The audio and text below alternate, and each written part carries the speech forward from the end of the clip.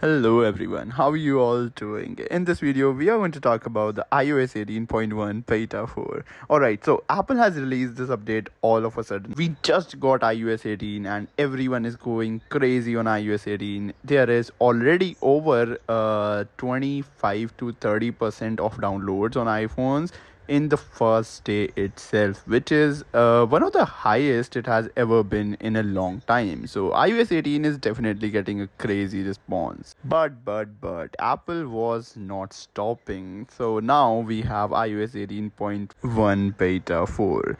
Alright, so first of all, do not expect anything majorly new here because Apple is going to slowly roll out new and big changes on iPhones. But right now, we won't really have anything new here. The only things that we're going to get on this iOS 18 version is the stability improvement, bug fixes, and some small little fixes in terms of security update. And do not really expect anything new in terms of big features because iOS 18 has already brought new features, and the only thing which is going to get improved is going to be on iPhone 15 Pro and iPhone 16 series, which is related to AI, and most of us are not using iPhone 16 and 15. So yeah, it is probably a useless update for all of us using iPhone 14 and below.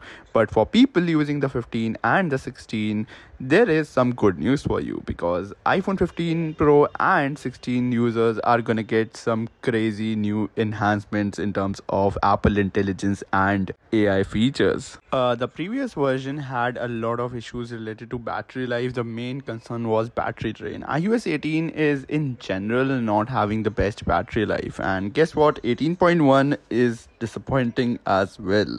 We are not having great battery life on it, and right now it is a bit too early for me to talk about battery life if it is improved on this version or not, but till now it just feels a bit better compared to earlier. But I will just not leave any comments about battery life right now because it is a bit too early for me. I have to test and use my device for some time in order to give my final verdict about is the battery life better or worse compared to earlier.